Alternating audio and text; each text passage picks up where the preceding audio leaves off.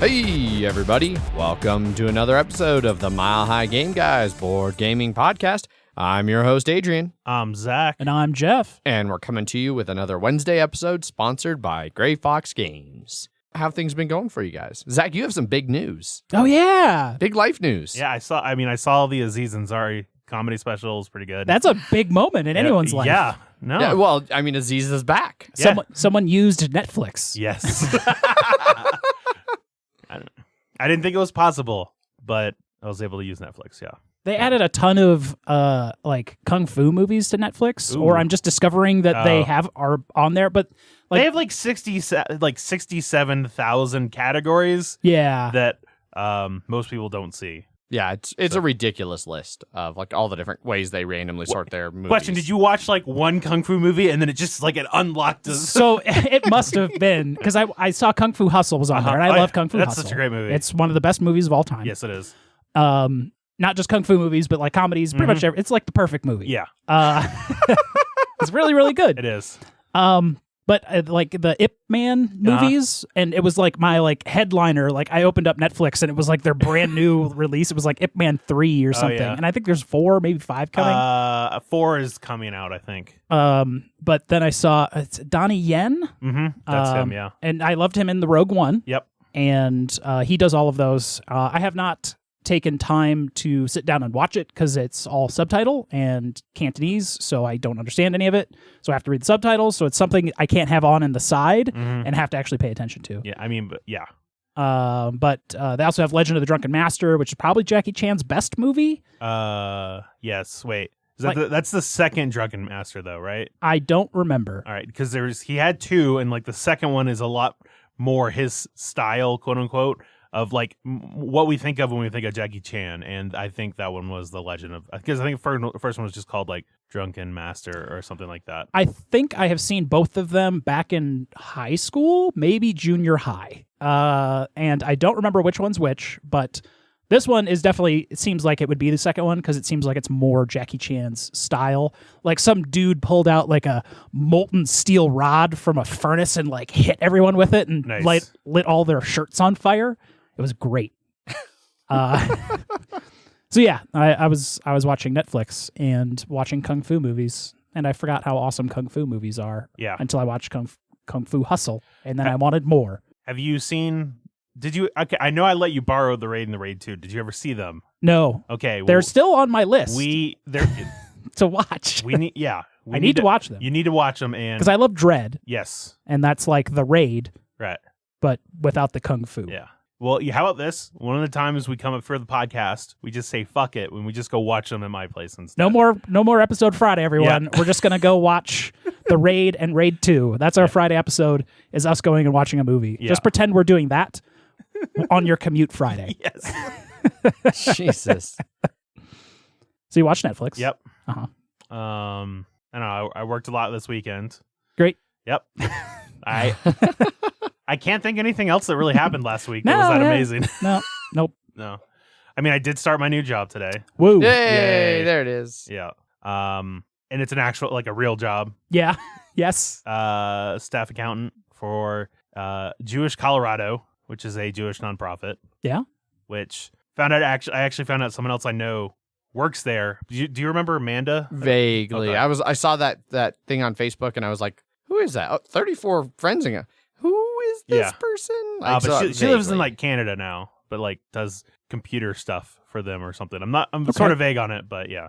And I have no idea who Amanda is. So. That's why I did not ask you, Jeff. But it's now the only problem is that the commute is like 35 to 45 minutes depending on when I get there and when I leave. It's not great. No, and Adrian, but not terrible. Not terrible. No, it's not terrible. Like it's still not as bad as when I had to commute in Georgia to Atlanta. That one was like a 40-mile drive or so. Oof. Yeah. Yeah. No. Yeah. But that was still only like 50 minutes. But that's because it's Georgia traffic. But just Georgia. Yeah.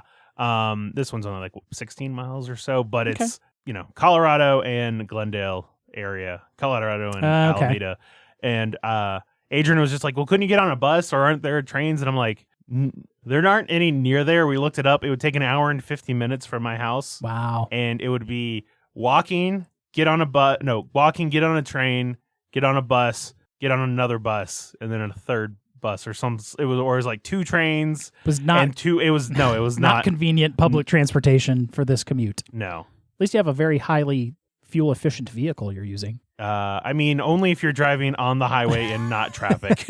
It's fine. Yeah. But I mean, I'm going to try and, because even though I've got this full-time job now, I still got to do Lyft, I don't know, 15 hours at least to pay for the car. And then, but so I'm going to try and save up money to be like, I don't need to rent a car anymore. Yeah. I'm definitely going to go to some dealers on like the 30th. I would do it on the 31st, but we're going to be in Chicago at that point. You will be flying that day in particular. Yeah, but I'd be like, hey, it's the end of the month. You want to make some deals for a car? Perfect. Yeah. Here's this rental I've got. You want this? You want this rental? I can trade this in, no problem. Yeah. I'm sure. I got the agreement right here. Yeah. This Lyft, you rental agreement. Yeah. Hey, Lyft, you got to go pick up your car from this dealership. They just gave you a bunch of money for it. It's your problem now. Yep. Jesus Christ. So yay.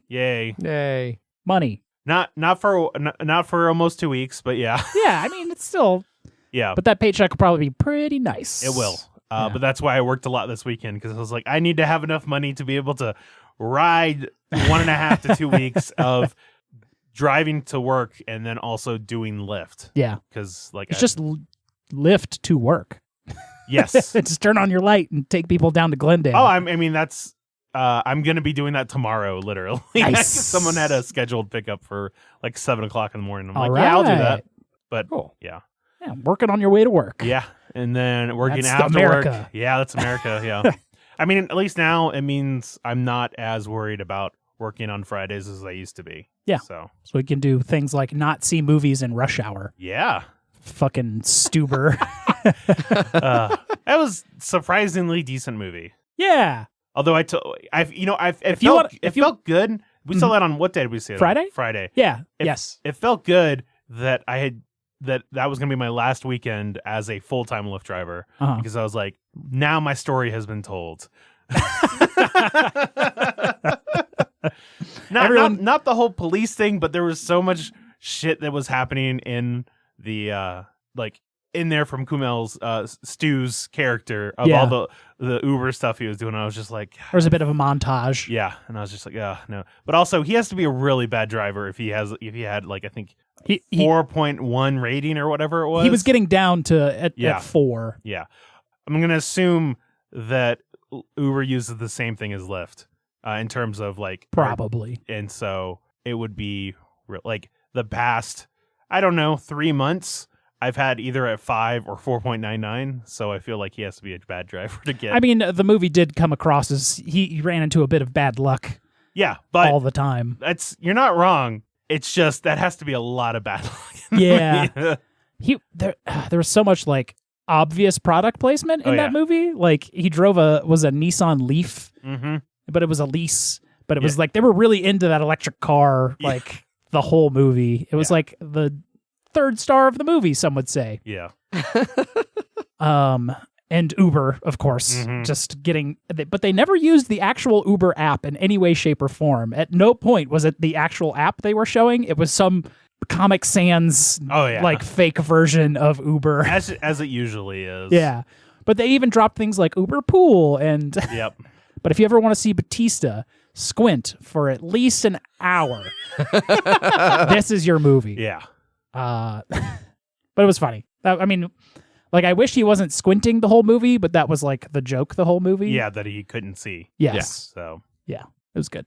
We used I think Paul used his movie pass for the first time. Is that his first free movie? It was my first free movie. Was it? Yeah. Was you guys? Okay, yeah. I don't know if it was Paul's. He may have seen something in there, but it was our first scheduled all Alamo pass movie that we have gone to. Yep. God, I wonder how much like they noticed that and hate that. Like, oh, we had like how many was the theater very full when you guys were in there? No. It's Stuber. Yeah. Okay. So and like, it was like Stuber at like 4:45. So they're like fuck, half of the people in this fucking theater didn't pay for a ticket. But we paid $20 a month. Yeah. Yeah. And I got popcorn. And I paid, I think, for everything I had, $39. So Paid for $39 for... I got a cocktail. Oh, okay. And Birbacoa queso, and then the churro bread pudding. Okay. Which are all very good. Nice. I had a beer and some popcorn. So they still made money. Yeah.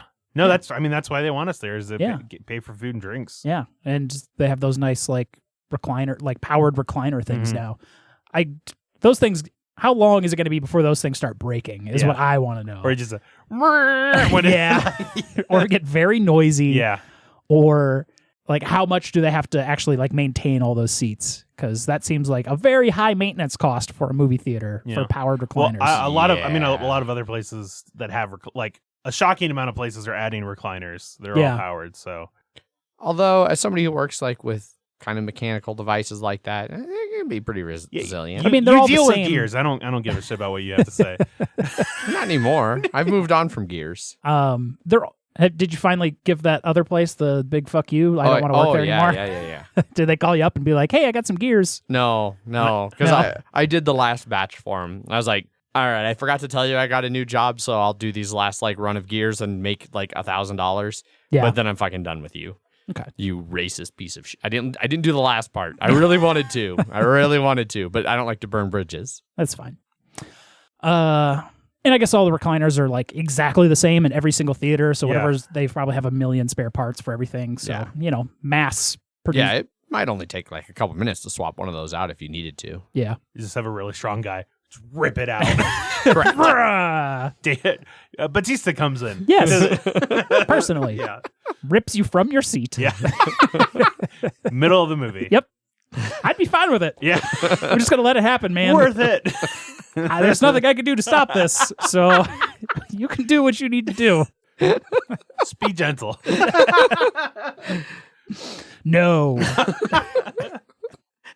I wonder how far down the stadium seating Batista could throw Jeff. Oh, I've literally seen him throw people before on the TV, so I'm sure. I bet he could go top to bottom.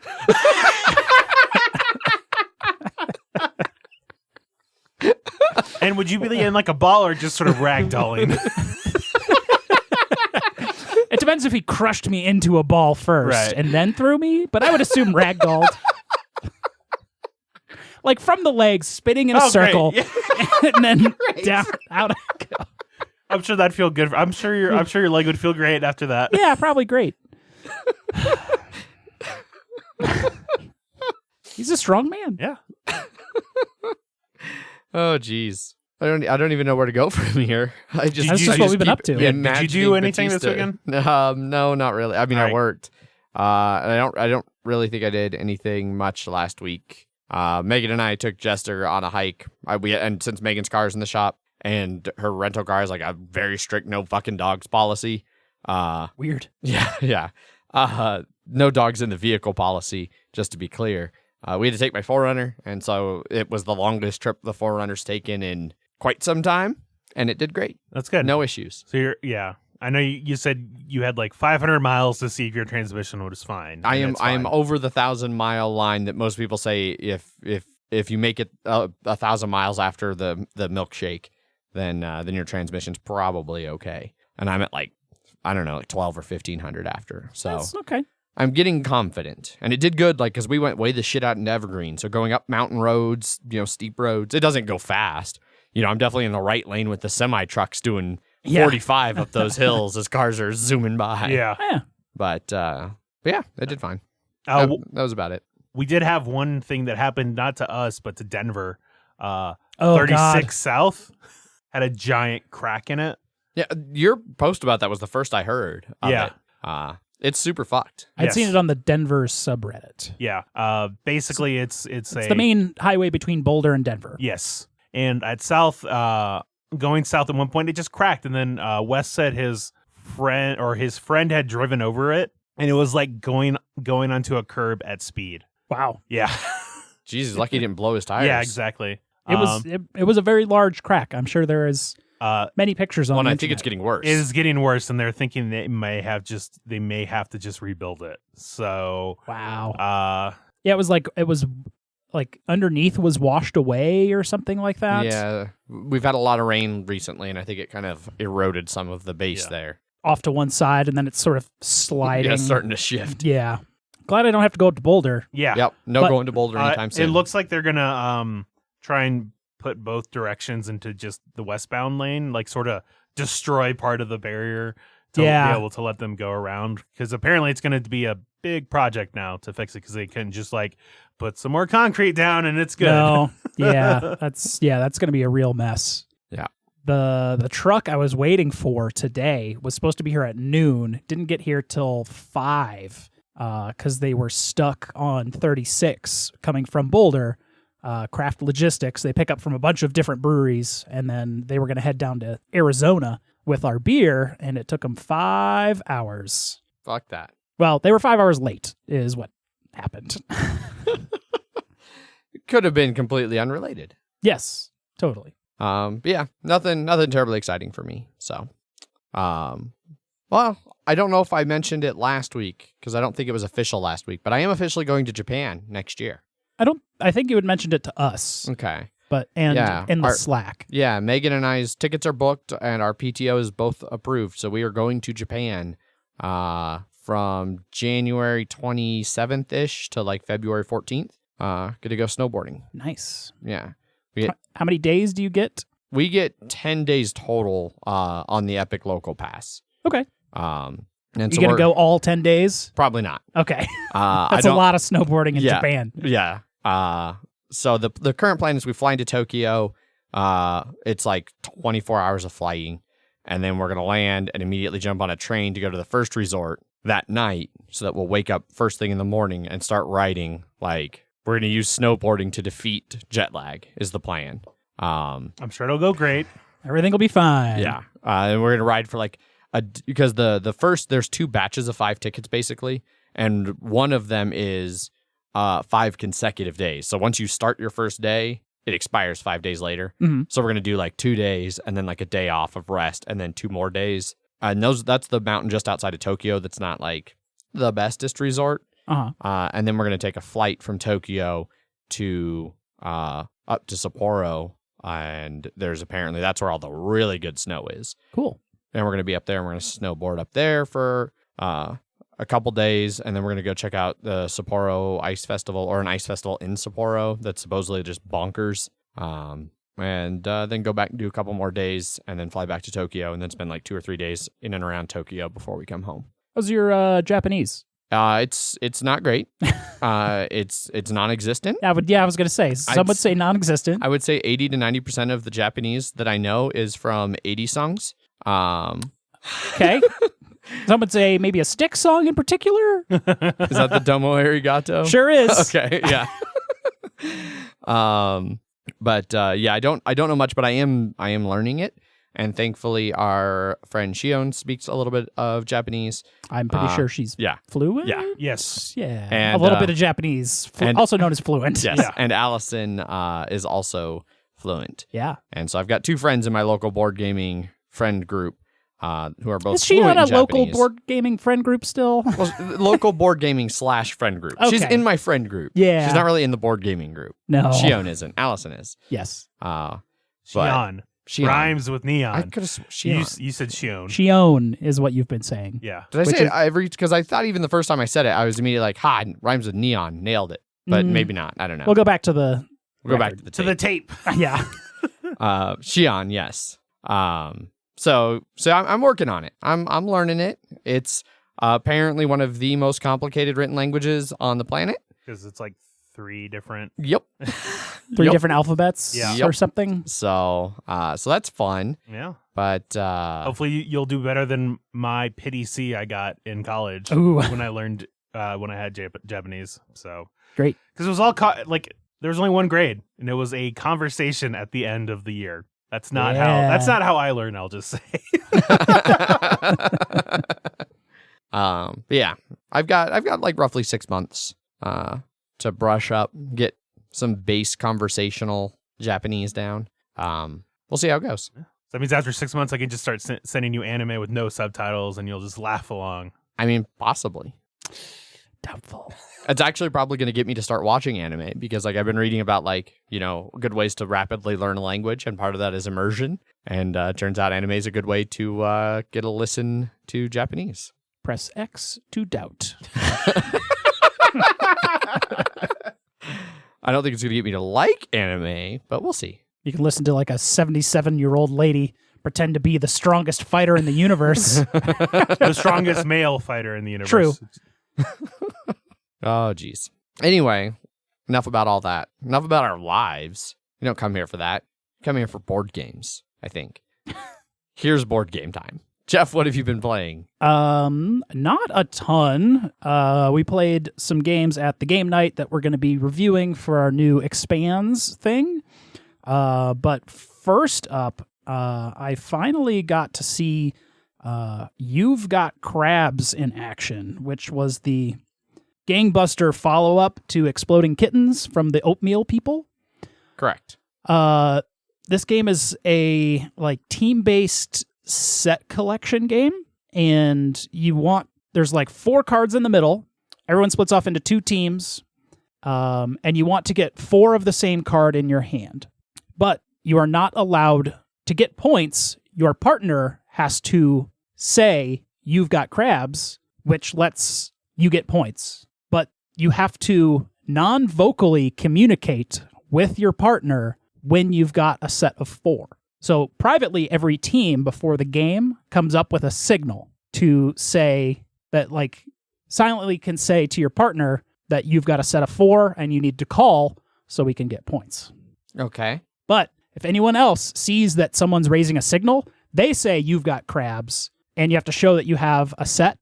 And if you do, you get to steal a point, and they have to discard their set and draw 4 new cards. Okay. So the game is all about kind of that subterfuge signal kind of thing, and no cheating. You can't do like fake signals or anything like that to try and trick people. You can only do your signal that you made with your partner. So you can't be like, our signal is me like scratching my right cheek, but I'm going to be tapping my nose all the time to get people to call me out, because if they're wrong, then they lose points to the person that incorrectly called them out. So it is the honor system of like, no, you can't be cheating and doing fake signals and stuff like that. Okay.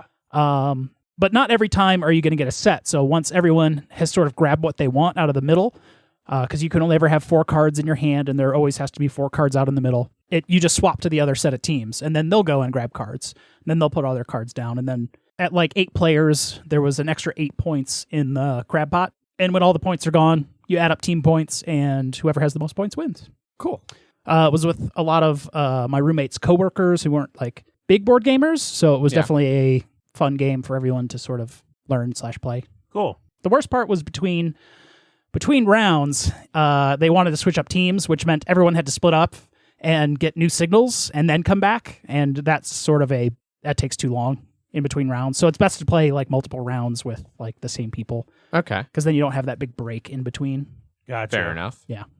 And you want to have to shuffle seats, and you have to sort of split the game diagonally so you don't have any team members sitting next to each other.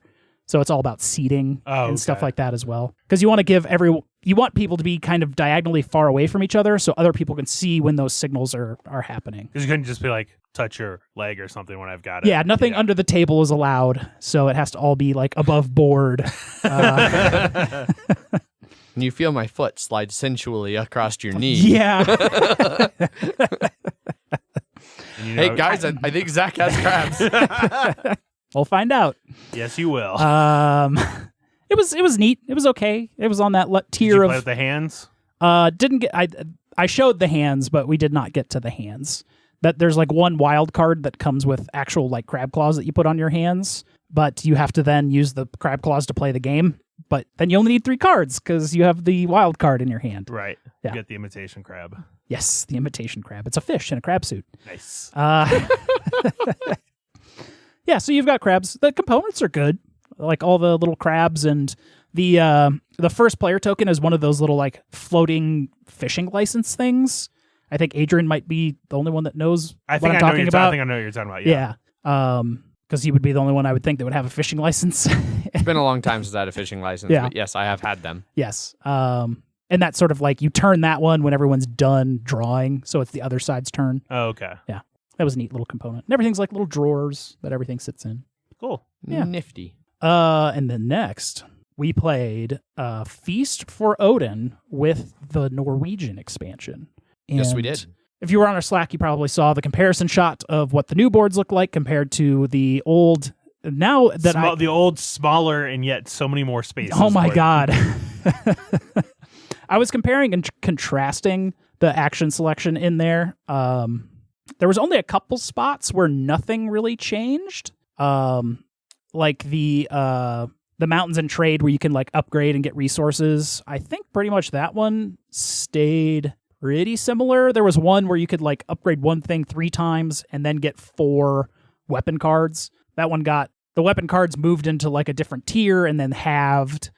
So a lot of balancing and things like that. And this was of course only like the like 1 to 3, 3 to 4, 3-4 player one. So we didn't really see anything that is the lesser tier, or with 4 players, like whatever that top board turns into. But I like Feast for Odin a lot. Yeah, Feast for Odin.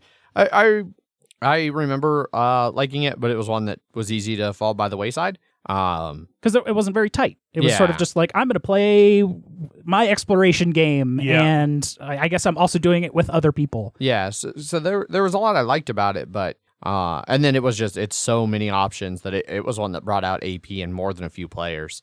But it was really nice getting it back to the table. It played pretty quick too. We knocked it out in like 2 hours.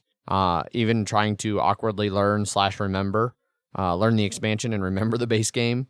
Yeah, and some selections went from 14 to 9 different actions that you could do. Yeah. So they culled a lot of stuff out. Or just in some cases combined. Like both of these spots are now one spot. Yeah. So it definitely ramps up, I think, the power level too, which makes me feel not as great about filling my board completely on the first play in years. Because I feel like I probably could have / should have played a little bit differently and gotten a sideboard where I could have done stuff. Mm-hmm. I threw away a lot of goods that last turn. Most of them were red and orange, but still. Yeah. But yeah, it was real nice getting to play it. Again, I'm looking forward to continuing to work on that expansion. Yeah. Yeah, it was definitely just trying to learn how everything goes. And then like they even added, even though they've shrank down everything, they did add a new whole column of actions on top of that. Yeah. It's only like you can only use 1 or 2 Vikings for it, so it's a nice like end of round action. Well, because Well, specifically because you can't do anything Yes. after. It immediately ends your turn. yes, because it is over after that. So instead of doing kind of like the crappier 1 or 2 column ones, you have like a pretty decent 1 or 2 option. And Oh yeah, some of them were exactly the same as like a 3 or 4 spot. yeah. So they were very powerful for only needing 1 or 2. And then if you played 2, you could just play an occupation as well as doing Yeah. whatever the action was. Yeah, they were a great way to use up your last person or 2. Yeah. Yeah, it seemed like the expansion was real good. Yeah, I liked it. Yeah. Definitely fixed some things or some problems we had with the Yeah. base game. So And they added little individual like sideboard shed things that are unique. Mm-hmm. And I think that's a good kick in the butt to people that aren't so hot on picking up all of those little extra long houses or stone houses or exploration boards. It sort of lets you be like, hey, you get some more stuff if you do these. You should probably try picking some of those things up on this board, and don't be scared by this huge amount of stuff you have to look at the beginning. Because that's one of the things that's important to remember too, is that as you get those, they give you more things to then fill those more spots with. And they're pretty balanced in that regard. Yeah. I mean, and we also played the short game too. So I know that's why, like, if we had another round, we definitely would have picked up. Yeah, I mean, I almost picked one up in the last round as it was. If I'd had another whole round, I definitely would have. Yeah. I was making a lot of money. And the short game versus long game is 6 versus 7 rounds. Yes. That's the only real difference. But yeah, I like Feast for Odin a lot. It's a good game. Yeah. Hadn't played in a long time. And now I'm like, yeah, I liked that game. And I like the expansion a lot. Yeah. Now I need to try and adjust my insert from Meeple Realty to just have the expansion stuff in there. But there's that whole plastic tray that's not going to fit in there. So You might be able to move some stuff around in the yeah. maybe get rid of some because there's 4 tiers for everything, but 2 and 2 are always going to be the same item. Yeah. And you might not need as many of the ones they have in there. Yeah. So like especially if like the 1x2s. Yeah. Which we only get like little handfuls of, but boy are there a lot of those. Yeah. Yeah. I think you can probably find a way to condense. Yeah. It'll just take a minute to Or fiddle around with it. Just dump everything into the box. Just loose. Yep. Yeah, I think Feast of Odin is definitely on the higher tier of most components. Oh yeah, for sure. Yeah. There's a lot of them. Yeah. Still good. Hmm? I got a gentleman's third. But I still had a lot of fun. In a 3-player game. Yes. But it was still I still liked it. I feel like people could have told that when he said a gentleman's. that means you have done very bad. I was only like 9 points behind. you were- You were you're actually only- pretty close to No, Zach. yes. Yeah. Especially for a first game back first game with the expansion. Yeah. Well, it didn't help the first 3 rounds. I kept the things I was planning on doing. Adrian always got to it first, so I wasn't able to get anything going until like halfway through. Oh, Yeah. That was such a pleasant change of pace because it's usually the exact opposite. I'm usually the one cursing you for being a step ahead of me. Well, and I Well, remember I'll us just put not. Zach to your left next time. Yeah. Well, and I remember us not having that problem in the base game. No, because No. they're just you can do whatever the fuck you want, and there's a million spots. Yeah. Like if I can't do the one thing, I'll go up one or down one and just do kind of like a little bit better or a little bit worse version of that. Yeah. definitely. These seem to be much more specialized in what they're doing. You can't just do the same thing better or worse. It's the only one I can recall of that is that pillaging one. Yeah. Which is basically the same except it needs 2 or 3 workers. Yeah. 2 pillaging spots. Pillaging, really powerful. I can understand why they have 2 basically the same spot on. Yeah. Because you're Vikings. You pillage. Lots of it. Feast for Odin. It's your heavy game corner coming from Jeff. Right. Yeah. Anything else you played, Jeff? I think that's it. Cool. Yeah. No Cabo this week. Surprising. Yeah. Broke the streak. Yeah. So for myself, I've played a few things. I forgot to talk about it last week, but that's good because then I just played more of it, and so now I can talk more about it. But Megan and I decided to start busting out Harry Potter the Deck Builder game because we got the expansion back at like Christmas, and we just never really made time to actually play it. And we were having kind of a lazy day. We went hiking during the day, and we got back, and it was still pretty early. Like we went on like a 3-hour hike, and we're still back by noon. And we were like, well, what do you want to do? Like it's hot outside now. What do you want to do? And she's like, how about Harry Potter? And so we played Harry Potter. So the expansion, the big thing that I was excited to see in the expansion is it was supposed to add a lot more culling, which it definitely does add culling, but I wouldn't say it's a lot more. And considering it starts adding like detention cards, which are just trash cards that fill up your deck, I feel like most of the culling goes towards those. So you don't still really do a lot of culling your actual deck. But it adds... Too busy getting rid of the curses. Yeah. So it adds like new players, like new versions of the character cards right at the start of the game. And it adds objectives now, which basically function kind of similar to the last round of the game. You have Horcruxes that get added in. And objectives just continue using the Horcrux mechanic, but not calling it Horcruxes for forever. Mm-hmm. We've played boxes 1, 2, and 3. There's 4 in the expansion, and they build off each other. And then there's rules for like an epic game. There's rules for like after you've completed all the boxes, if you want to keep playing, there's rules for that. But then there's rules for a ridiculously epic game where you have to beat every tier of Voldemort, and it sounds amazing, and I kind of want to do it. Tier of Voldemort? Yeah. So like in there's kind of spoilers, I guess, as you go through the base game. In different years, you fight different Voldemorts. So they have different strengths and different abilities. Okay. And it's basically supposed to represent kind of the different levels that Harry and his crew in the movies and books interacted with Voldemort and kind of the things Voldemort did in, book 4 versus book 6 kind of a thing. So the epic game, you fight all of them in one game. Like you stack them up, games like 4 through 7 or whatever, and you play through all the Voldemorts. Wow. And that's at the bottom of the deck after you do all, like, you put everything together. It sounds ridiculous. That sounds absolutely ridiculous. Yeah. So far, it's been a little bit tougher, which is something Megan and I both really appreciate. We feel like we blew through the 7 games in the base set, but we've already lost probably 4 of the times we've played. It took us like 3 times to beat box 3. And opening box 4 and looking at the stuff that's in there, it's like, holy shit, this one's going to be really hard too. So, but we're liking it.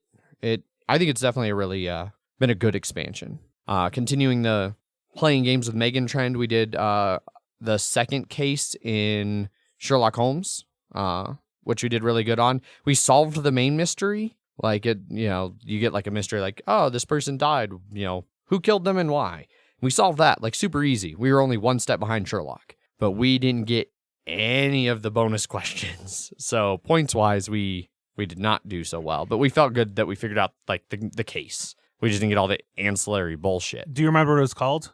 The Tin Soldier. Case 2, the Tin Soldier. So case 1 was Munitions Magnate, and that one we had solved. We did that way long time ago at the condo, but yeah, we liked it. Definitely have to be in the right mood for us to want to play. It's not short, right? Not necessarily, no. Each case. Oh, and it's barely a game. Like, it's mostly you choose like spots you want to go to their entry, read it, and then just try and pick up little random clues in the reading. Okay. Detective-y game. Yeah. So, it scratches an itch that we occasionally get for us to play a game together. It's not something I'd want to play with like a stranger. Like, fuck that.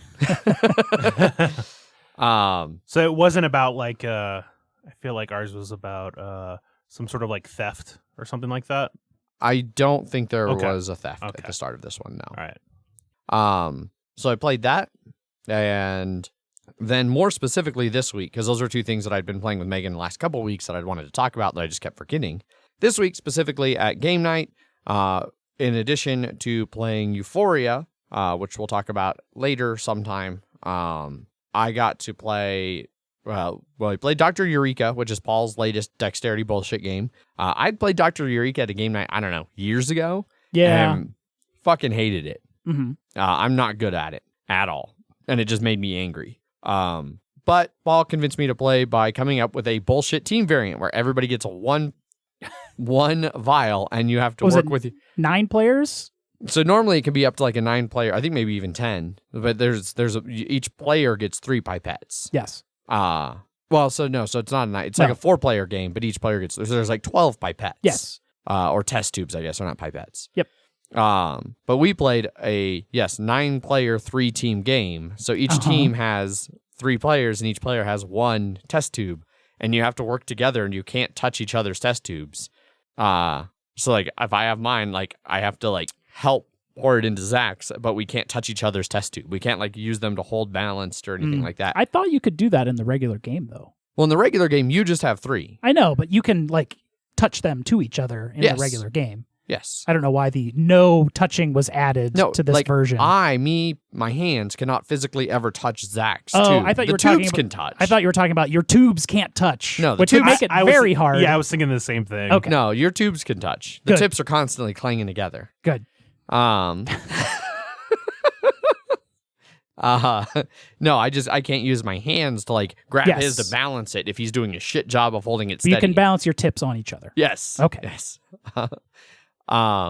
And I was well on my way to hating it then. I was like, this does not make it better. In fact, I think this makes it worse. And I was very upset. And then my team had one of the most dramatic come from behind victories I've ever seen in a bullshit dexterity game. And it ended up being a lot of fun. And I got real yelly. Talked a lot of shit and then walked away after we won because I was not going to try to repeat that experience. Great. But then more seriously after that, Megan and I went in and Mike Jones taught us Dokmus. I thought you had played that before. I had played Dokmus before with Mike Jones. He had taught me, and it was the reason that I recommended it to Megan when we were up visiting her family, and her dad's always like, oh, let me take you to this board game store. That's an amazing store. It's just it's like Black and Red kind of just weird, eclectic, hole-in-the-wall shit that has a surprisingly good board game selection. And so she was looking at them and ended up picking Dokmus. And I was like, oh, yeah, I've played that. It's good. And then for her birthday in May, I got her the expansion. And so then we had Mike Jones teach us because I couldn't remember how to play. And she had still never played. So we played a 4-player game of Dokmus. It's real good. I really like the way you do the action selection and the spatial puzzle of trying to move the tiles around to get your little pieces to spread onto other tiles. And all of that just works really well in a fairly quick game. I think we played in like an hour and 15 minutes. Maybe a little longer with Teach, but I like it. I think the expansion is pretty clutch in that one. It basically adds a tile that lets you kind of do a little bit of everything. That I think's clutch to have. Yeah, I really like it. Dokmus. And that's everything. Can't wait till next week when I get to give a rundown of Indonesia, because I'm playing Indonesia tomorrow. Gross. Did you get the replacement giant pieces? For Indonesia? Yeah. No, but we're not playing with my copy. Oh. But we're not playing with the replacement pieces. We're playing with the giant pieces. Okay, great. So I'm meeting up with a bunch of heavy cardboard folks, and that was on the list of like, hey, these are the games I have that play 5 and are ranked well at 5. And I was like, ooh, I see you have Indonesia on that list. I've been dying to play Indonesia. And they're like, sweet, Indonesia it is. And he's like, cool, I've been wanting to try it to see if I need to invest in fixing those ridiculous oversized pieces. They are ridiculously oversized. Yes, they are. But I don't Were they 4 times bigger than they were supposed to be? Yes. Okay. Roughly, I think. No. They were doubled in length and width.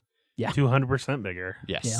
So, yeah, I'm looking forward to it. I really, really like Indonesia, and I haven't played in a long time, so should be fun. Get that rice conquering going. Yes. Siap Faji, which is a misprint. Way to go, Splatter. You pay for the design, not the components or rulebook or Well, no, the rulebook's great. It just has this, or board that is way too similarly colored. Or and that I never had a problem with that either. Yeah.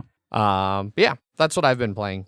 On to you, Zach. I think Paul's gonna print out that new. Someone just came out with a new version of whatever like I remember he was popular talking about replacement it, board yeah. is. Yes. I think he's gonna get an actual like. I do printed- not like that board. It's like It looks better. That's why I didn't like it. yeah, It does not look it's- better. It's more functional. It's- I don't even know what it looks like. So. It's Yeah. possible more functional, but Yeah. it looks a lot worse. some better lines because there's some really tiny spaces on Yeah, it. they really are. Yeah. I mean, it And I doesn't think- fix that. I think Paul's board is the one that has the huge hole in it. Yes, right? So yes. that's Yeah. also a reason The for getting. volcano, sir? Yes. Yes. Well, that was part of like he talked miniature market. We were at Geekway. And Oh, we stopped that's by right. Miniature Market. $30 or something Yeah, like he that. talked him down from like they had it listed as like 120 with like $40 off because it was a damaged box, and he was like, "I'll give you 30," and the girl was like, "No, I can't. No, it's 80," and he goes, "I'll give you 30."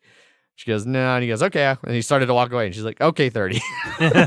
It's got a shit ton of damage. Nobody's gonna buy this thing. Yeah, there was a lot. That was probably the most damaged board game I would ever even consider purchasing. Well, But- it's because he already knew at that point that there was the replacement board that was available, and he already knew about the problems he had with the board. Yeah. So he's like, I'm replacing the board anyway, so I don't really give a shit. Yeah. And you've got to replace all the other components too. So. Yeah. You're literally buying the rule book and the cards. Yep. All 3 of them. Yep. And surely there isn't like a rule book online or something. No. It's in Dutch. Anyway, Zach, what about you? What have you been playing? The only thing I let's see. I only played one game really worth talking about that I haven't talked about before, or you guys had already talked about now. But we were playing Euphoria, and like V rushed to our table, and she's just like, "Zach, are you playing anything after this game?" And I was just like, I didn't have any plans for anything yet. And she's just like, well, I want you to come outside and play Dinosaur Tea Party when you're done. So when I got done, I meandered my way out there, and it was right when it was starting, so there was still space for me because it's up to a 5-player game. And it's basically Guess Who? Because this is by Restoration Games. I don't know what the game was originally before they decided to. Who's it? Oh, okay. Who's it? Yeah. Well, this one is everyone is a fancy dinosaur in fancy clothes now. From 1976. Yep. And it's everybody has a series of traits, like if you have teeth or like you're eating or you're drinking or you have spikes or you have a hat or glasses or whatever.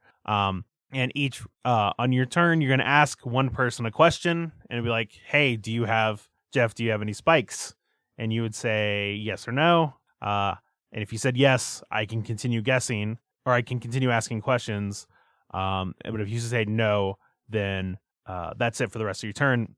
Everybody has, I think it was 15. There's like 15 different traits you could have, and whenever you say you don't have one of them, you have to flip over one of your tiles so everyone can see, like, hey, you don't have glasses.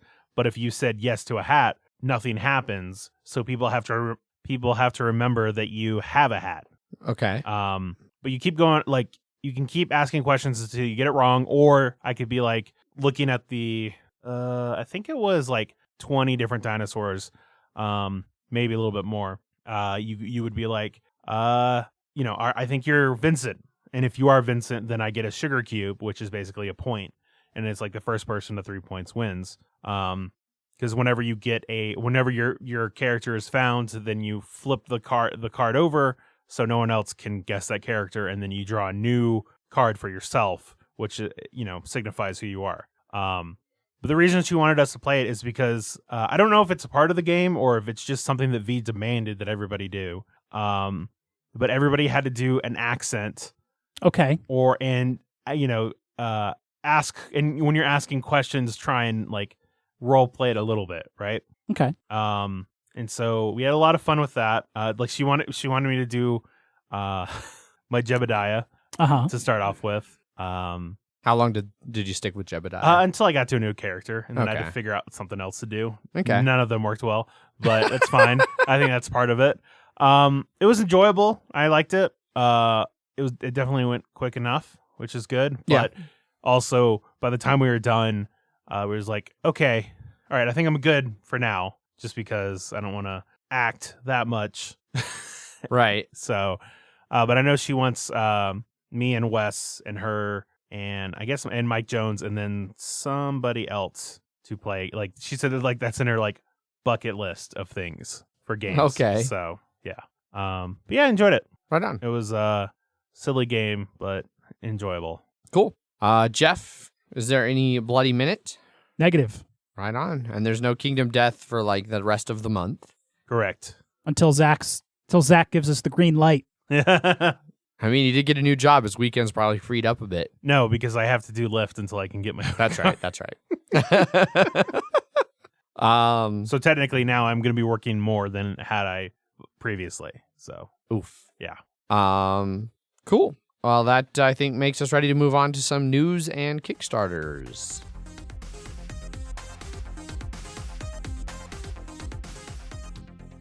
First up in news this week, Z-Man has released all of their Gen Con news, releases, schedules, fancy stuff. Yes. So now that we are a little under 4 weeks from Gen Con, a lot more information is starting to drop Like about 2 what's A weeks. coming. little under 2 weeks. Yeah. A little over 2 weeks. This It'll is an be older 2 article. Oh, Yeah. It says T-minus 4 weeks until Gen Con right at the start. And I wasn't even thinking about the fact that, yeah, it's like 2 weeks away. So they list some of the promotions they'll have there, stuff for Choose Your Own Adventure game and things like that.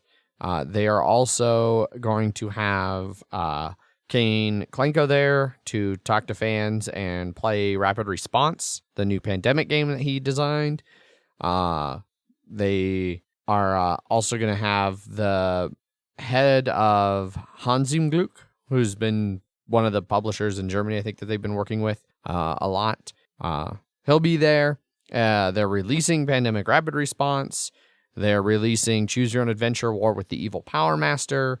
Love Letter, as always, will be there.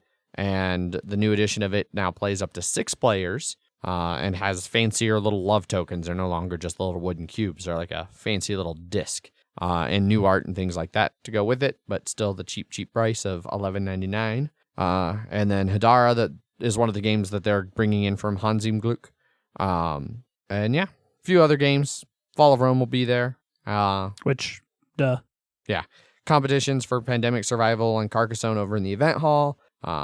And yeah, lots of stuff from Z-Man. Yeah.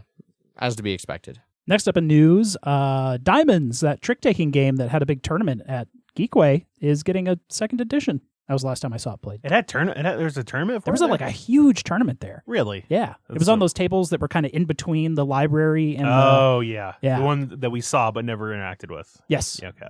New edition. Yes. So, pretty much the same game. It is going to include redesigned player cards and player aids, and it's going to have the Thief mini expansion, which this article doesn't really go into what's included in that. But yeah, gameplay is going to remain the same. It's a trick-taking game, and you're going to still have the suit powers that'll trigger when you play off suit, or at the end of the game if you have the most of a given suit. Oh. I mean, they do say that the Thief mini expansion has a little token that moves around. I saw that down there at the Yeah. bottom, and the changes the suit action for clubs, so that it'll be now. You can now take a diamond from the showroom of the player who has the Thief token in front of them.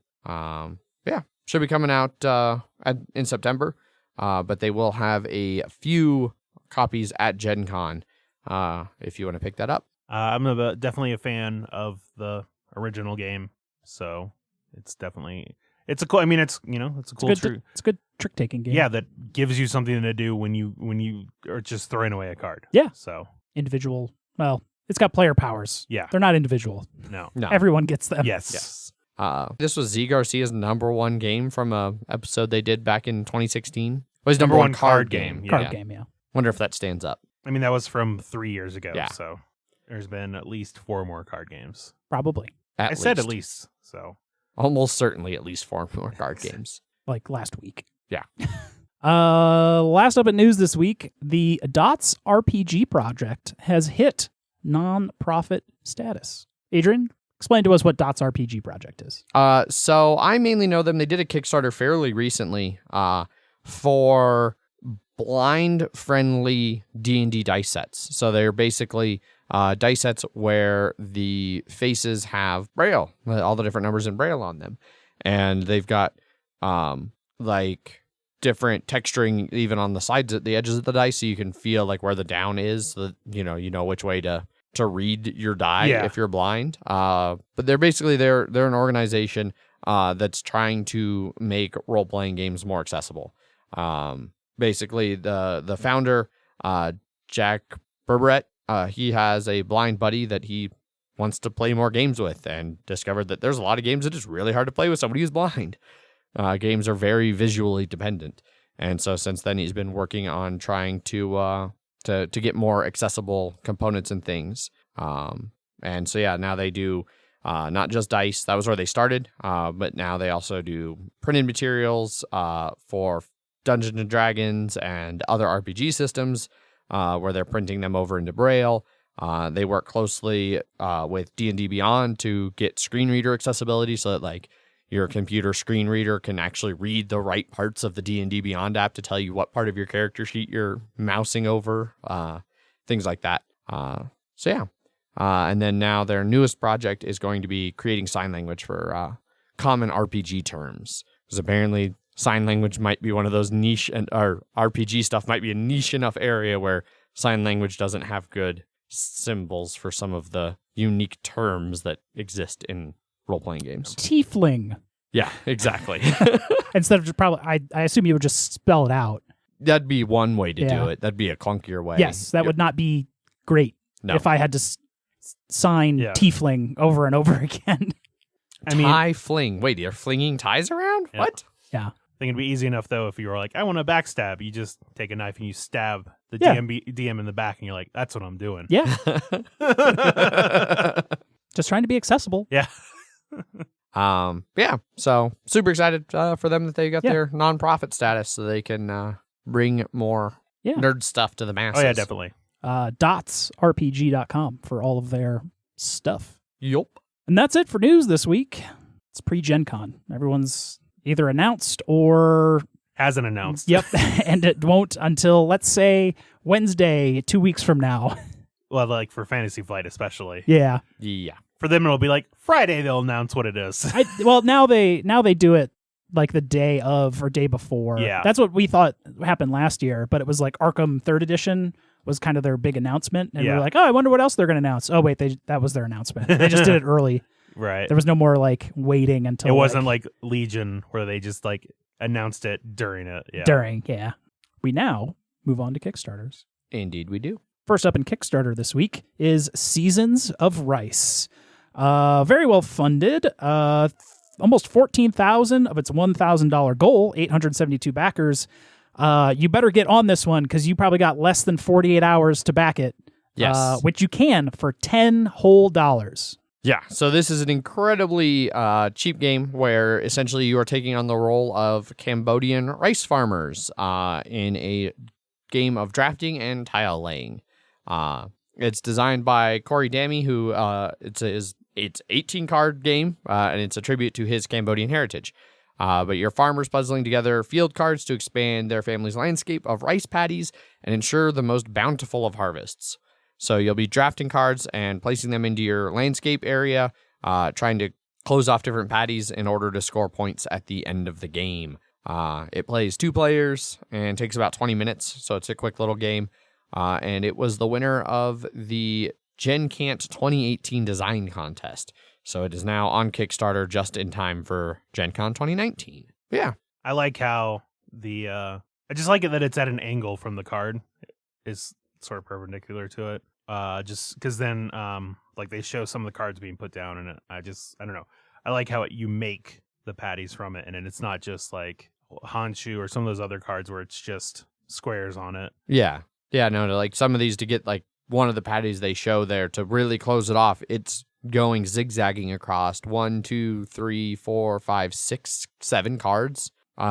So I do agree that's really cool. Kind of a shifted perspective.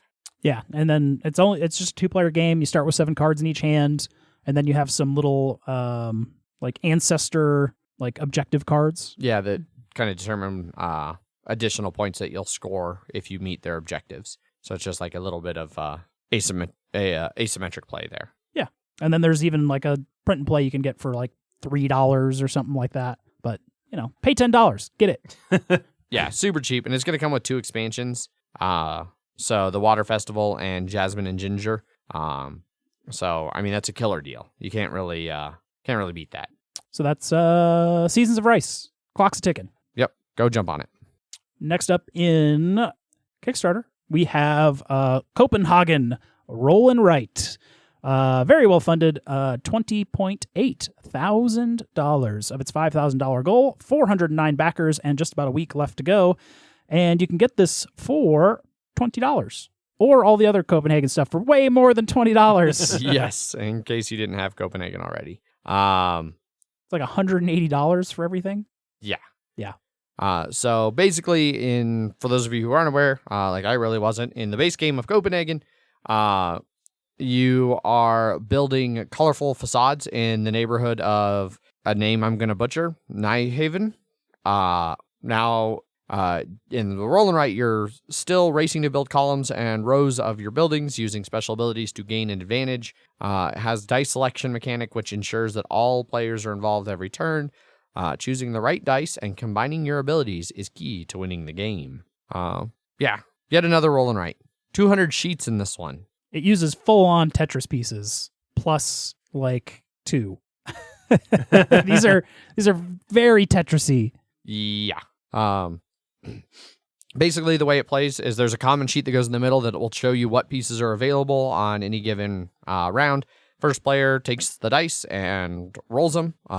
You roll all 5 dice, and then the active player chooses to use as many of one color as they would like. There's one side of each die that's gray, and that's the wild side. Then you can choose a shape from the common board with as many squares as you have dice, and draw that shape on their player sheet. Shapes are marked with circles to represent windows, except one space gets an X. Then from all of the unused dice, each other player chooses one and makes a cross on that color's ability track. These tracks will unlock powerful abilities for players to use during their turns. You receive points when you finish rows and columns. A finished row is 1 point and a column is 2. However, these points are doubled if the row of column is entirely windows, circles with no X's. If a player fills a row or column completely with circles and crosses, he gains points, and the player who reaches 12 points first is the winner. Have you ever played the regular Copenhagen? I have not, no. Okay. But if you want to, you can get it on this Kickstarter. Yeah. I don't know if I just spent a lot of money on a new computer. I don't need to go spend another like $160 to $180. It seems like the base game, it just has physical little polyomino pieces that you put into your building. Yeah, that's what Okay. it looks like, yeah. I'm sure there's much more to it than that. But Both of the yes, so it looks like all of the ones that include Copenhagen. Nope. So everything that's $95 and above includes the deluxe acrylic tiles for your Copenhagen set. So you can get the fancy deluxe edition. Yeah. And also Luxor, which was Spiel to something Yes. 2018. Indeed. Yeah, that's the new Copenhagen Roll and Write, in case you needed even more games designed by Roland Wright. I mean, It's the fad. yeah, that Roland Wright is getting all over the place. Yeah, Imperial Settlers has it. This Yep. one has it. Other games have it. There's rumors of a Terraforming Mars Roll and Write. Yeah. I feel like they had some sort of punny name for it, but I don't remember. I don't know. There was like a terraforming Mars pun, but it wasn't terraforming Mars. I know. Oh, I know. yeah, I don't know. Exciting stuff. Copenhagen, roll and write. Up next, Dice Hospital Community Care, also known as the reprint/expansion Kickstarter. Very well funded, 108,000 of its $15,000 goal. 2,093 backers, just about a week left to go. You can get all the expansion stuff for $44, and if you miss Dice Hospital, you can get everything for $144. This is basically a 3 expansion set. Correct. So it's the 3 expansions are the city expansion. Wait, sorry. Jeff, I think you said $144. Yes. It's $114. Oh, okay. I was very confused. I was like, I don't think the game is $100. Like just for the Yes, base game. $114 Yeah. for everything. Good catch, Zach. Yeah. I was like, that seems very expensive. I thought it was expensive when I wrote it down too. So the 3 expansions that are included in this are the city expansion, the maternity expansion, and the investments expansion. In the city expansion, you're collecting patients, represented by dice, from the streets of the city and bringing them to your hospital. Bringing in patients that are in the most need of treatment to gain bonus tokens and earn the right to use the helicopter and its special ability, which they show, like the little helicopter's got like spots to hold, I don't know, at least 2 dice. I can't tell if it's double-sided to where both sides hold 2 or... That is Kickstarter exclusive. Yes. But yeah. So you'll want to get that. The maternity expansion, your hospital is equipped to facilitate the miracle of childbirth. Work towards special endgame objectives that bring in big points for your hospital, but try to keep the mothers and babies in your hospital on separate wards than your regular patients, or they might get sick too. And then the investments expansion, you'll upgrade your hospital to better treat your patients, giving you endless customization options, but you'll also have to deal with more patients than ever before. Each expansion can be added individually or all combined together to make an epic experience.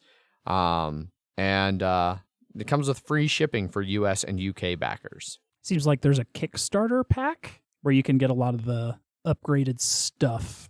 Yes. Wooden syringes, just base game upgrades. 5th player expansion. A helicopter mini instead of a meeple. Very exciting. Yeah, so that comes with any of the things you Kickstart. Yep. Come with that. The old Kickstarter exclusives. Has anyone played Dice Hospital? I have not, no. Do we know anyone that owns Dice Hospital? I'm sure we do, but not that I know of specifically. Seems like a fun game. Yeah. Could be interesting. Yeah. These expansions also add a 5th player. So you can play 5-player Dice Hospital. Always love adding those extra players. Yeah. Indeed. It's starting to become one of my most hated things. Just like More more players. player stuff. I was like, I don't want to play with more players. Just seems like it takes forever. Yeah. I think we're in a fortunate situation with our game group where, like, even at our big game nights, it's not hard to be like, we're going to play a 3-player game right now. Yeah. I think a lot of people end up with, like, weird groups where it's like, there's 6 of us, and without excluding people, we need to fit more people. Or even, like, worse is, like, 5. Yeah. Because it's like, if it's 6, it's like, play 2 3-player games. There's a lot of really good 3-player games. When you're at 5, it's like, well, the 3 of us are going to play a 3-player game. You guys go play, I don't know, cribbage or something. Just do 5 solo games. Well, there you go. Just a lot of copies of Friday. Yeah. No, it seems like a vast majority of the player expansions are to bring it to a 5th player. Just because, like you said, Yeah. I think 5 is a weird There's weird. not a lot of games that play 5 well, unfortunately. Yeah, I'm not sure if any game that has came out as 4 and added a 5th that I'd be like, man, I'm glad that I've played with a 5th player. that they added that. Yeah. Enough. I don't think the extra enjoyment of the 5th player has made it a better game. Yeah. I've actually, I remember being really excited when I had Catan and wanting to play with 5 and 6 players and buying all those expansions, and now I'm back to no, it's not worth it. Yeah. Good times. Yeah. So that's Dice Hospital, Community Care. Next up on Kickstarters, we have Dinogenics, Controlled Chaos. A lot of CC alliteration in Kickstarters this week. Very well funded, almost $211,000 of its $27,000 goal. 3,353 backers, 3 weeks left to go on this one, and you can get the expansion for $34, or you can get the whole shebang for $98. It's another dinosaur theme park game Yes. with an aquatic expansion. Yes. We reviewed this. We did. Some of us play tested this. We Yep. did. Not the expansion, but the base game. Yeah. Yes. Yeah. They never even got a hold of us after all that hard work we did. Well, Maybe we were too critical about the base game when we finally reviewed we it. apparently did some good work because their Kickstarter is doing very well. Yes. So Dinogenics officially released back in January. It was on Kickstarter way back in January 2018 or something. It took a long time. But it's back on Kickstarter for a second printing. So for those of you who missed it, it wasn't as big when it did its initial Kickstarter. It kind of fell in the shadow of Dino Island. But it's back, so you can get in on it. You can go back and listen to our review of it from earlier this year, where we kind of compare it to Dinosaur Island and let you know what we think. But it's a worker placement game. You're each different corporations trying to build your dinosaur park, and this is the reprint plus the expansion, Controlled Chaos, which basically adds new ways to develop your dinosaur park, 7 new species of dinosaur, including 5 aquatic creatures that have their own unique traits, and new large ones that take up a lot of space. They've got a big, huge water one that takes up 2 spaces. It's a giant meeple. November 2017 is when the first wrapped up. Okay, yeah. So it's and then over a fulfilled year. February 2019. Yeah. Yeah. So the game's going to include an intelligent design sideboard, 34 new dinosaur meeples, 22 normal species, 12 large species, some large credit tokens, specialist cards, refined DNA tokens, 2 aquatic dice, 60 new DNA cards, 60 eDNA cards, then 22 new DNA cards, 12 new breaking news cards, and 14 new manipulation cards, as well as 20 large facility tiles that take up more than one spot on your board. Things like the hotel resort that apparently holds 4 fucking visitors. Yeah. And gain a visitor whenever you use the ferry, Yeah. which seems pretty good. Yeah. It's adding in 7 new dinosaur species. Yep. Not all aquatic, some land ones as well. Yeah, so there's the Therizinosaurus, which looks to be an herbivore. Tree harvester, gain an additional 3 points if it is in a habitat of 4 or more spaces. Yeah, which is That's a big habitat. yeah, when you only have 12 spaces. Yeah.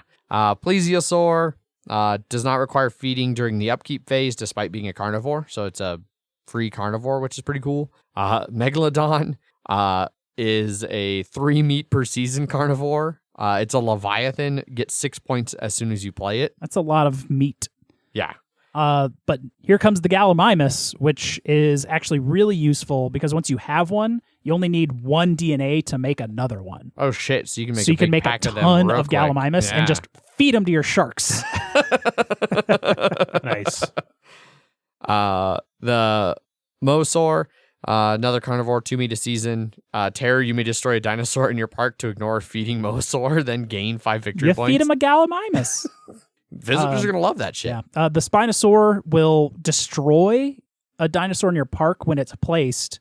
You have to destroy a dinosaur when it's placed, or you have to roll the hazard die. The aquatic habitat check. Yes, which is the new aquatic die, I guess. Because they're not attacking fences anymore. They're attacking pool edges or something. Sure. And Ichthyosaur, another carnivore. When placed, immediately gain 4 credits. Yeah. Some cool dinosaurs. Sounds like I'd mix up some of the strategy a little bit of what to go for. They increase some of that like goat production because that you need that so much in this game. Like it's hard to keep carnivores going unless you have some sort of like dinosaur breeding project where you can just like kill them off and feed them to other dinosaurs and things like that. Yeah. There's going to be a revised first edition rulebook, and there's like an upgrade pack that you can get for the first edition for the second printing. I guess there are going to be some stickers and things that you put on the board, but I could not find what exactly was changing from first to second edition. Yeah. The refined DNA resource you can get now basically can serve as a wild DNA. It's a wild, yeah. Yep. So you need like 2 Stegosaur cards and a refined DNA. Yeah. It seems like a lot of the manipulation cards are going to get some balance in this new edition, new rulebook layout. Yeah, which it needed. The rulebook wasn't I think that was great. one of our big complaints about the original review. Yeah. Yeah. I'm definitely I'm interested in this. Yeah. I really even just solely for the like second edition upgrade pack. Yeah. Which is $10. Yeah, it's not bad.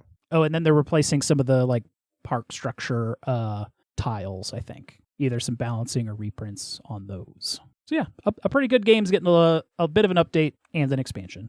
Indeed. Dinogenics. Controlled Chaos.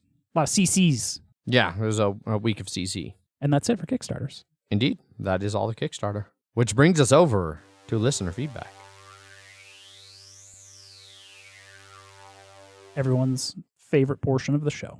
Emails at milehighgameguys.com if you would like to send us an email like these 3 fine people did. Fine individuals. Absolutely. First one's from Michael. Because you asked for it. What up, MH-double-Gs?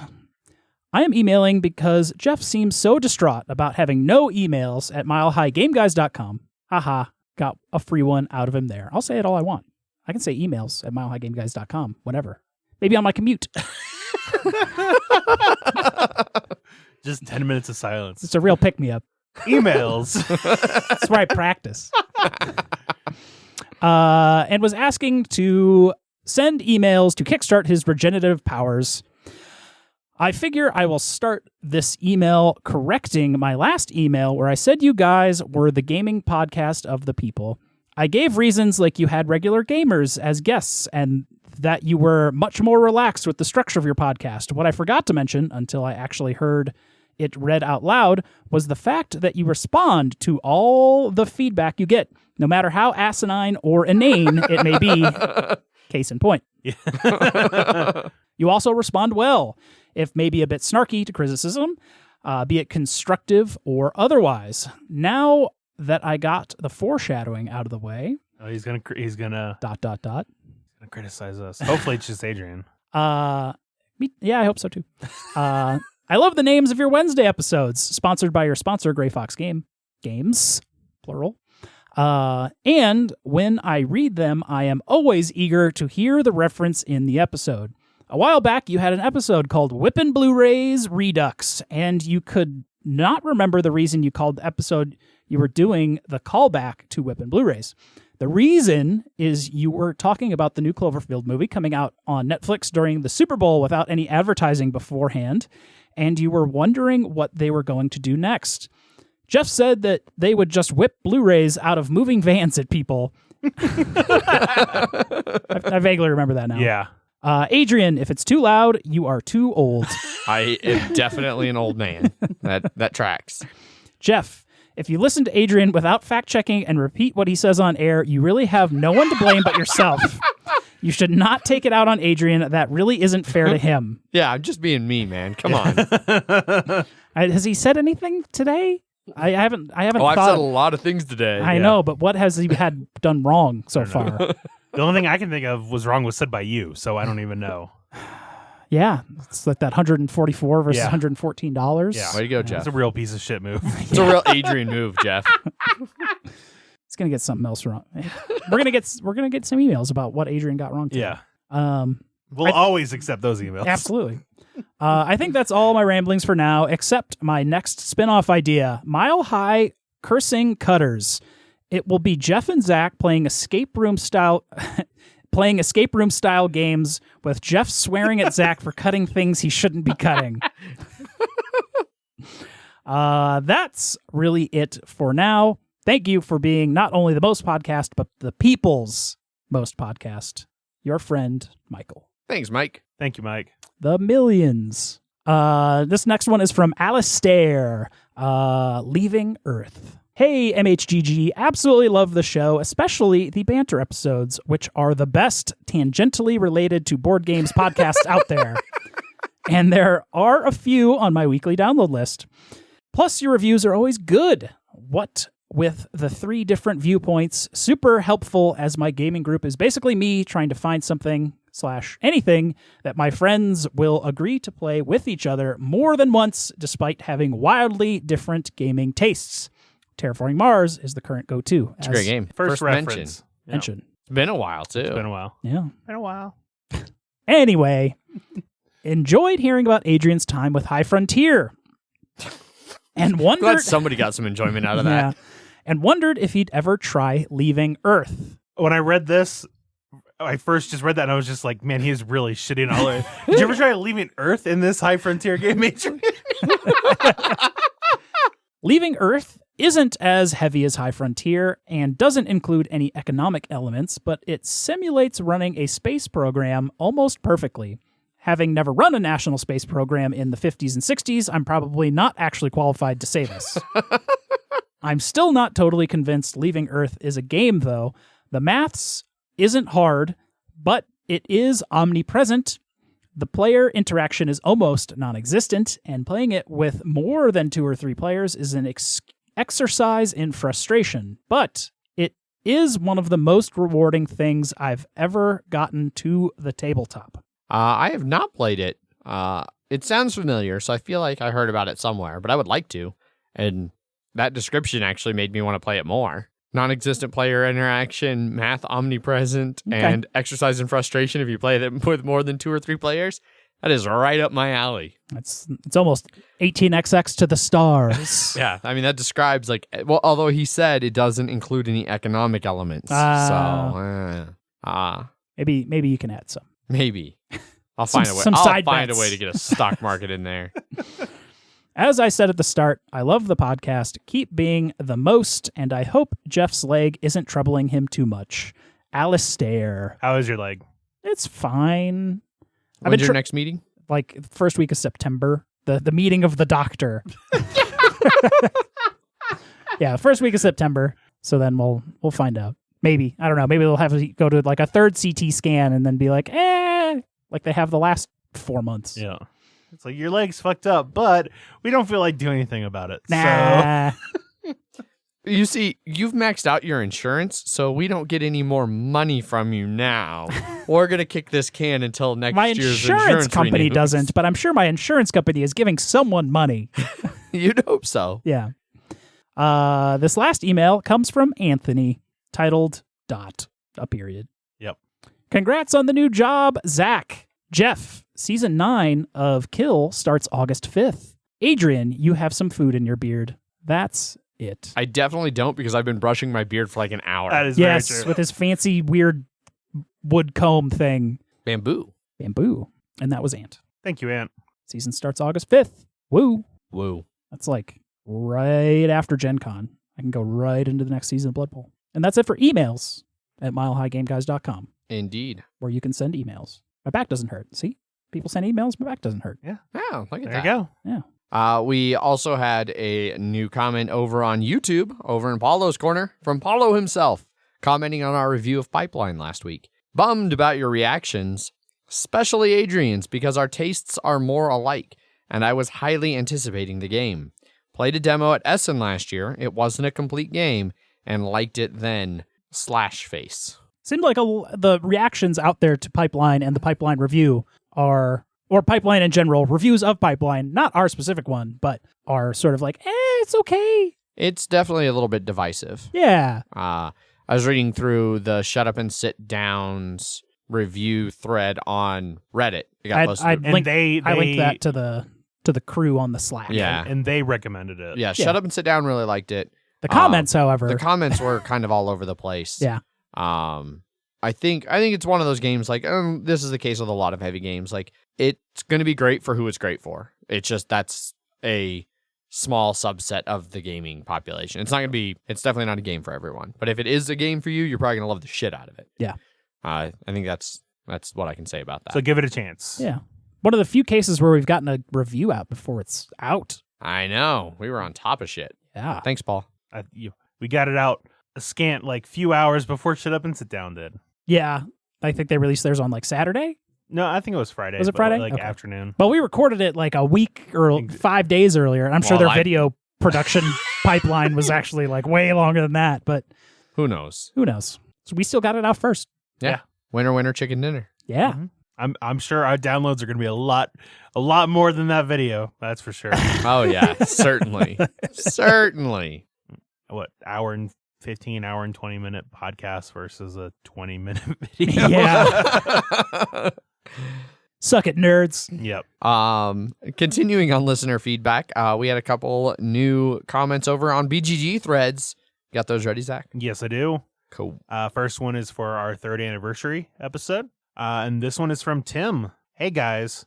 Just listened to your anniversary podcast and wanted to give you late congratulations for 3 years of podcasting. I just discovered your podcast earlier this year and therefore didn't waste too much valuable hiking time by listening to your ramblings.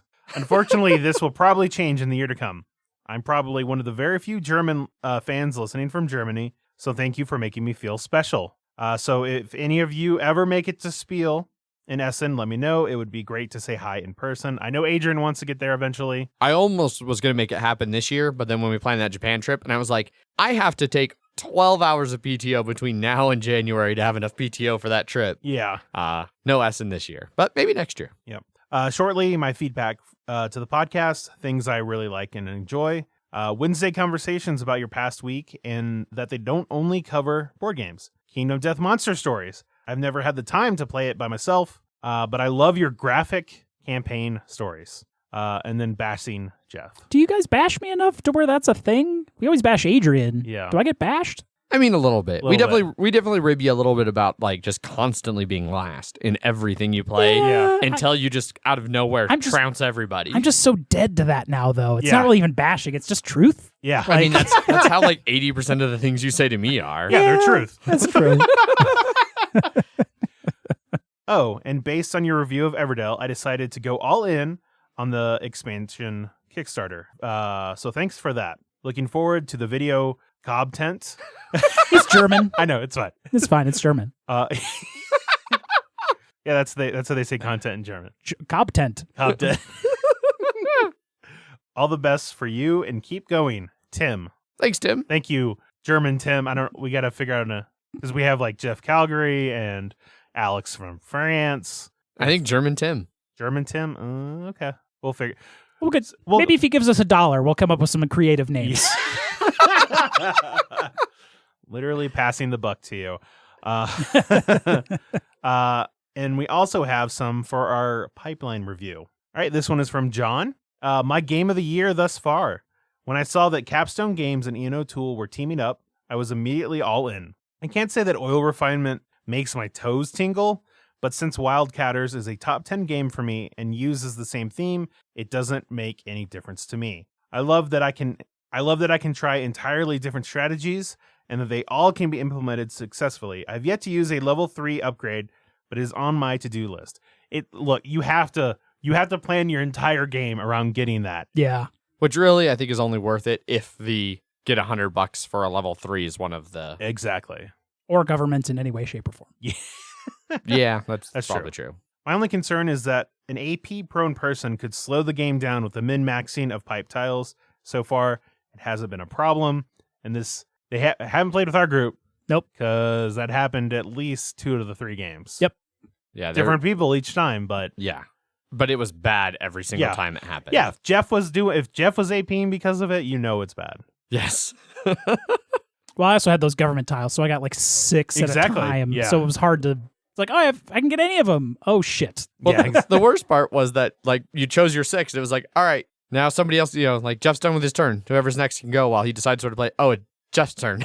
We have to still wait for Jeff to place them. Yep. Shit. And this last one is from Josh. Definitely excited to check this out at Gen Con. I don't know that this is a must-add for me, but after missing Root last year, I'm gun-shy on anything that just might be super awesome. Well, I wonder if, because, those were all from earlier in the week. The review dropped on Friday. So I wonder if anybody, Yeah.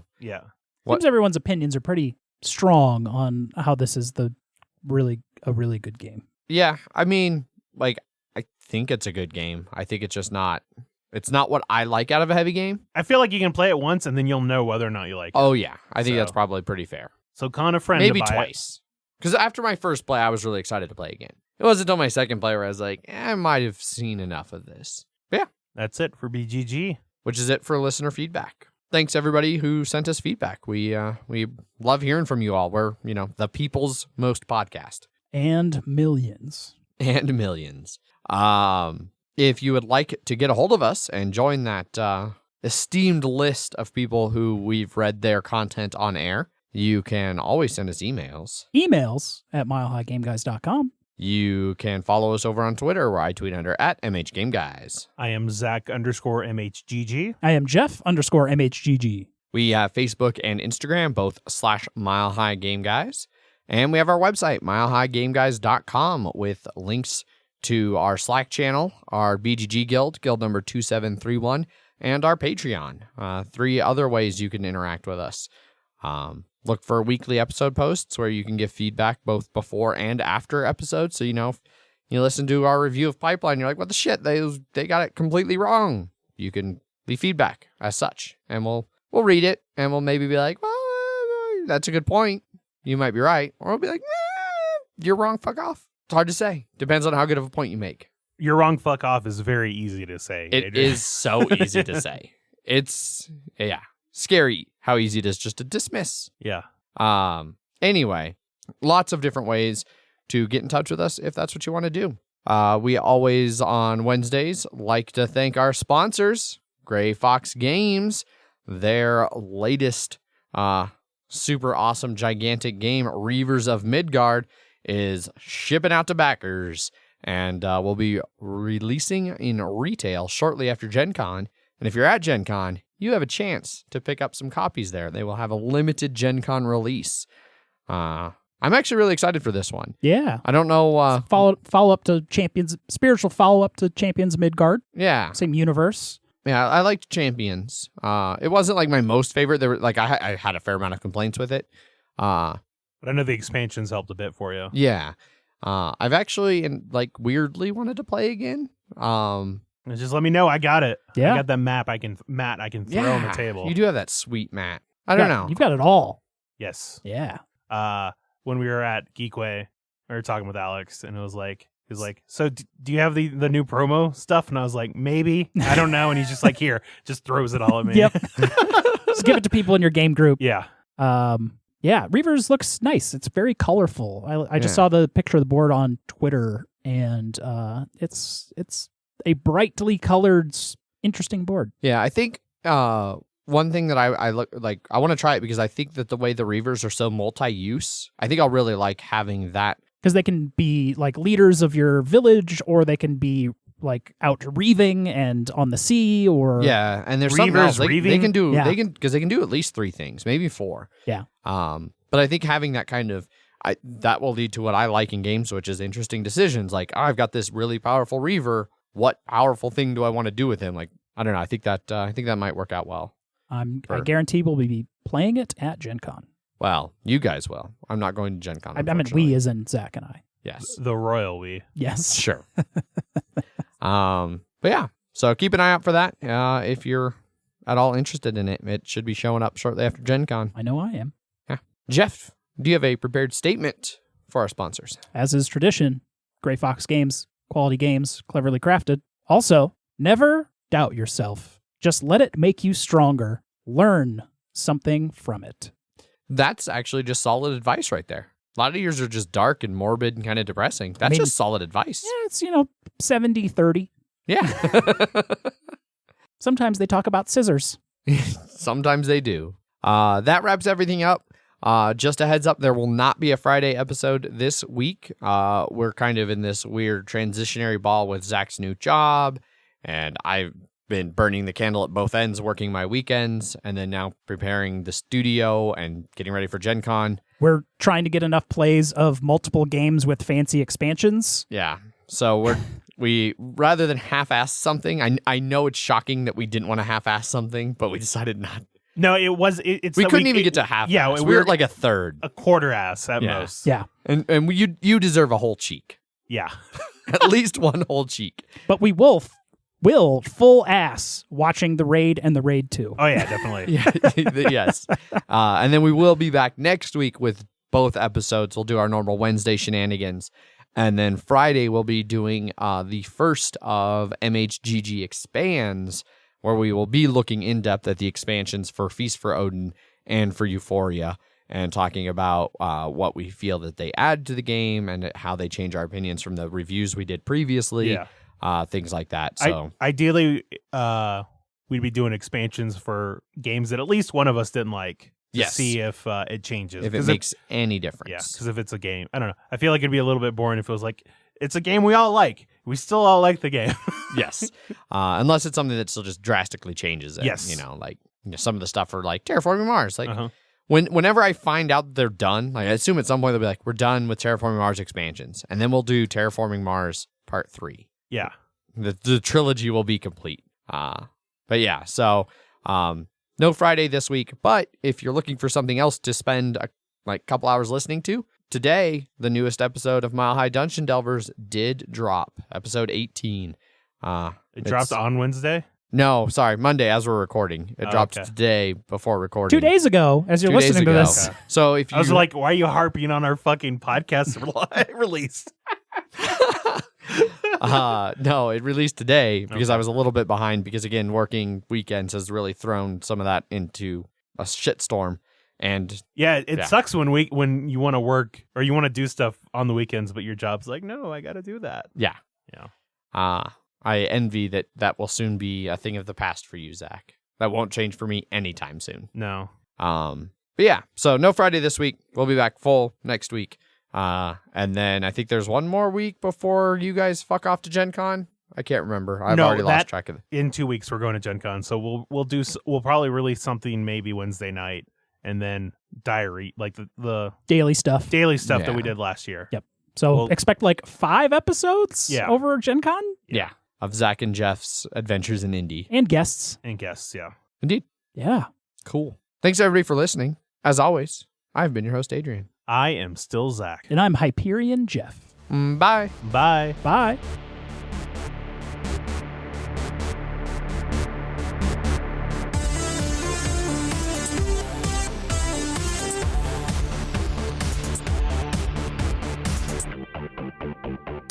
I love that I can try entirely different strategies. Adrian, please stop backing things during the show.